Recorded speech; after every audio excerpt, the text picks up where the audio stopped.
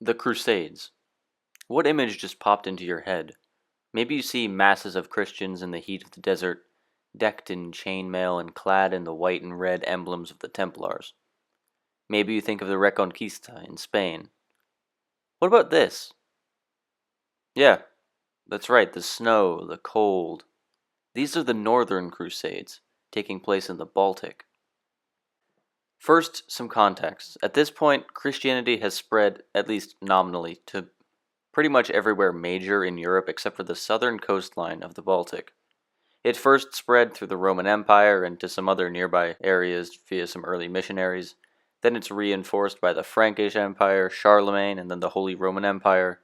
The Byzantines spread Orthodox Christianity to Russia, and Scandinavia and Poland slowly become Catholic from the top down, with kings and chiefs converting in order to get alliances, etc. The Baltic area is sort of the last frontier for Christianity to convert pagans in Europe.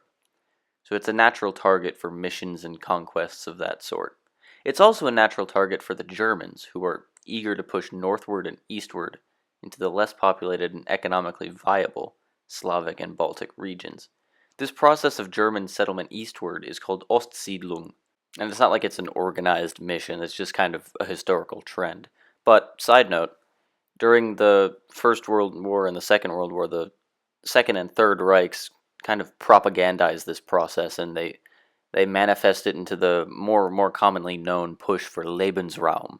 So, I mean, that's an interesting historical continuity there, and we're going to see more of that.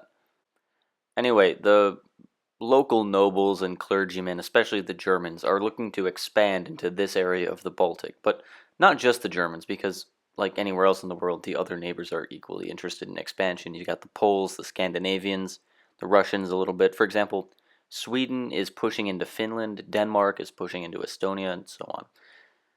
Everything starts to kick off in 1147 when Pope Eugenius III calls for a second crusade to go reconquer and reinforce Christian gains in the Holy Land. The northern Germans aren't too excited about this, and so they just ask the Pope, hey man, how about we stay here and fight and convert these pagans, because we'd really rather do that. And the Pope says, great, tell you what guys, you get the same spiritual rewards as the other crusaders. And so the campaign is officially green-lit. It's called the Wendish Crusade.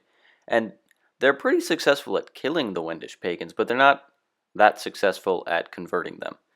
And this sets a precedent of church involvement and church encouragement and brutality that would be followed much later with the official start of the actual bona fide Northern Crusades TM half a century later, when the papacy calls for a crusade specifically against the pagans in the north in 1195.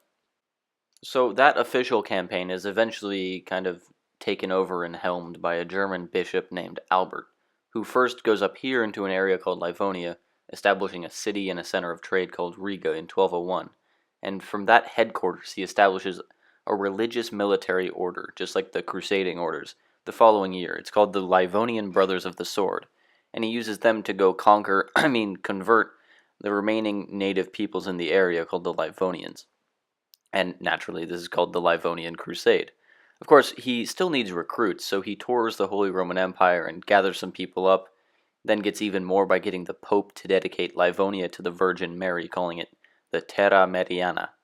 Apparently, this works, and the Sword Brothers manage to conquer a good bit of land. Meanwhile, a little bit to the south, a Polish duke named Conrad I of Masovia is struggling against the pagan inhabitants to his north. They're called the Old Prussians. So much so that he asks the Pope to call a crusade in 1217 so he can come and get some help. And that help finally arrives in 1222, promptly doesn't do much, and then leaves again in 1223 after helping to build up some castles, which the Prussians promptly knock down.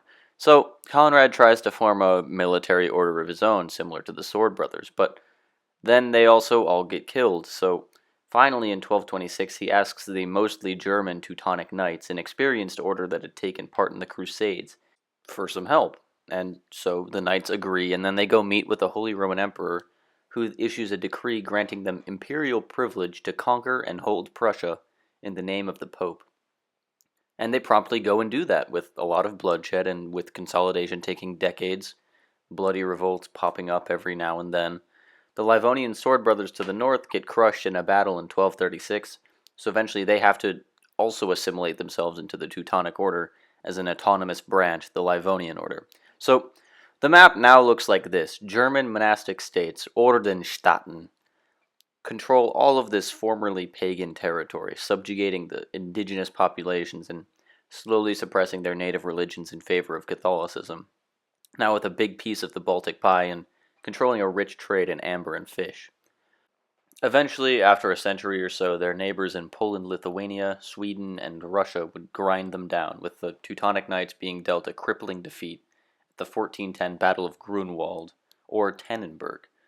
Another World War side note, in World War I, the German army would defeat a Russian army somewhat nearby that site, and so for the purposes of propaganda, they renamed that battle as the Battle of Tannenberg, as a way to avenge this 500-year-old defeat. It's just a way to see how absorbed the Germans were with their history, and how in every little facet it drove them. But getting back to the topic at hand, the monastic states were eventually broken up and partitioned off, mostly to Poland, Lithuania, and Sweden, and later it would pretty much all be conquered by the Russians.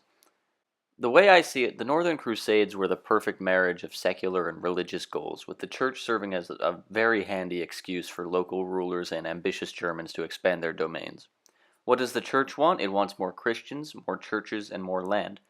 What do the rulers want? They want more subjects, more resources, and more land. They both want more prestige, they both want more money, and they both want more power. I mean, that's what drives the wheels of history.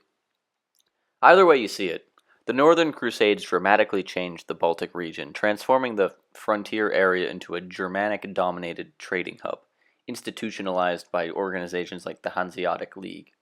Much like what happened to the indigenous Native Americans in the United States, this expansion would also set into motion centuries of repression of the indigenous Livonians and Old Prussians by first their German rulers, but also then the Poles, the Swedes, and the Russians, and now only a handful remain.